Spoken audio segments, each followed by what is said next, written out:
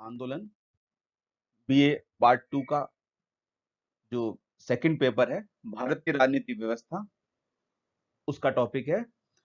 और पार्ट 2 है ये। पार्ट 1 के बारे में हम पिछले व्याख्यान में पढ़ चुके थे कि किस प्रकार सविनय अवज्ञा आंदोलन की उत्तरदायी परिस्थितियां थी, किस प्रकार गांधी जी ने उसका नेतृत्व किया और किस प्रकार वो आंदोलन चला, किस प्रकार दमन चक्र हुआ। अब हम इस पार्ट में पढ़ेंगे कि वो आंदोलन के संचालन के पश्चात आगे की किस तरह की परिस्थिति रही, क्या क्या उसके कॉन्सिक्वेंसेज यानी कि परिणाम निकले।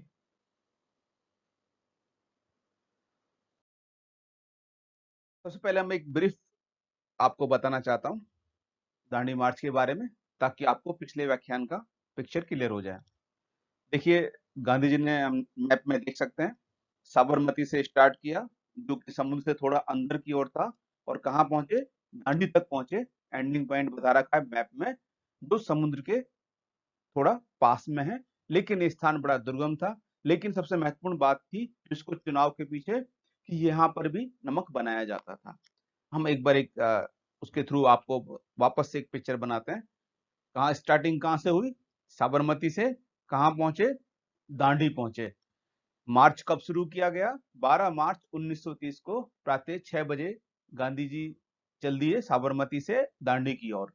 कुल 78 लोग थे, यानी कि गांधी जी को मिलाकर 79 जो थे दांडी मार्च करने वाले सहयोगी थे, लोग थे। इस कई बार एक क्वेश्चन पूछा जाता है कि गांधी जी के कितने सहयोगी थे, तो आएगा 78, और कुल कितने लोग थे, तो आएगा 79। यदि हम देखें कि साबरमती से लेकर दांडी तक की दूरी कितनी थी, तो वो थी 385 किलोमीटर, यानी कि 241 माइल।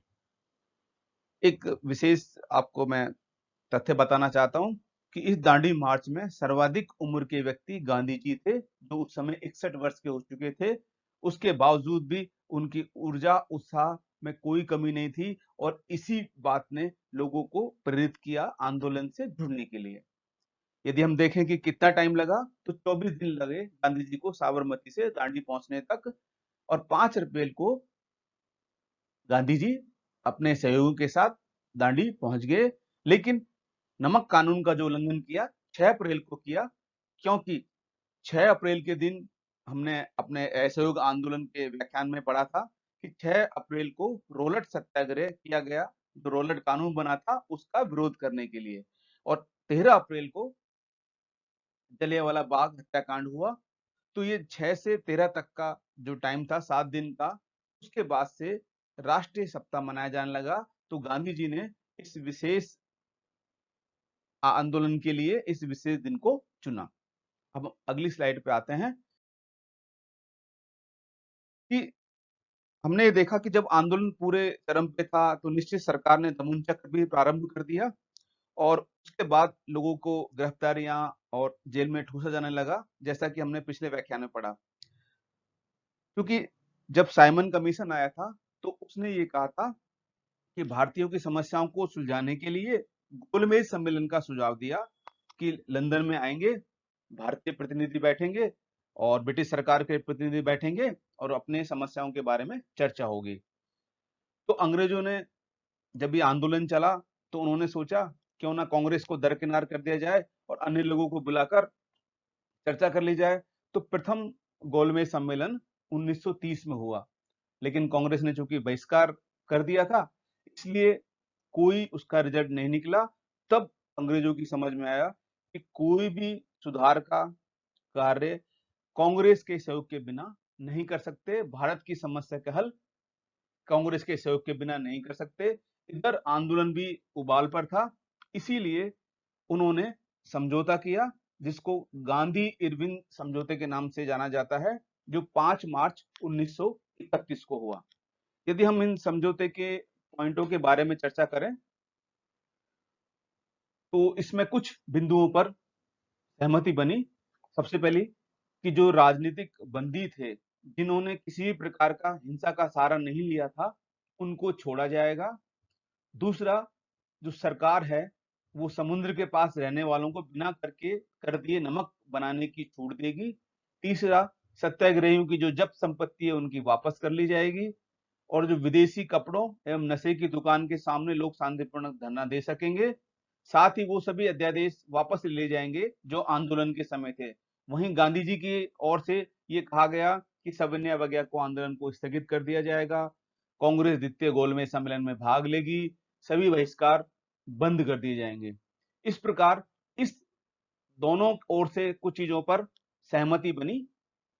यदि हम इस गांधी इरविन समझौते का मूल्यांकन करें तो सबसे महत्वपूर्ण बात थी, यद्यपि आंदोलन में कुछ चीजों पर सहमति बनी जो उचित थी, किंतु युवा वर्ग में भयंकर आक्रोश था, क्योंकि उन्होंने उस समय भगत सिंह, सुखदेव व राजगुरु को 23 मार्च को फांसी दे दी थी। लेकिन इस समझौते में उनके लिए कोई छूट नहीं दी गई, तो इसीलिए युवा वर्ग में आक्रोश था और जगह जगह उनके द्वारा गांधी जी का विरोध किया गया। एक तरह से कुछ हद तक ये ठीक था, लेकिन वहीं दूसरी ओर गांधी जी का ये कहना था कि जो हिंसा से जुड़े लोग हैं उनके लिए ब्रिटिश सरकार ने कोई छूट नहीं दी, इसलिए केवल जो अहिंसक रूप से थे, बंदी बनाए गए थे, उनको ही छूट दी गई थी। ये एक परसेप्शन था। दूसरा, इस आंदोलन के पश्चात इस समझौते ने ये स्थापित कर दिया कि गांधी जी भारतीय जनता के एकमात्र प्रतिनिधि हैं। उनको साथ में लिए बिना, उनको सम्मिलित किए बिना कोई समझौता, कोई समस्या का समाधान नहीं हो सकता। और सबसे महत्वपूर्ण बात कि ये एक महान अहिंसक आंदोलन था। इतने पैमाने पर सरकार द्वारा दमन चक्र चलाए जाने के बावजूद जनता ने कोई हिंसा नहीं की। जनता में जन जागृति आ गई और वो अपनी राजनीतिक चेतना उसकी बढ़ने लगी।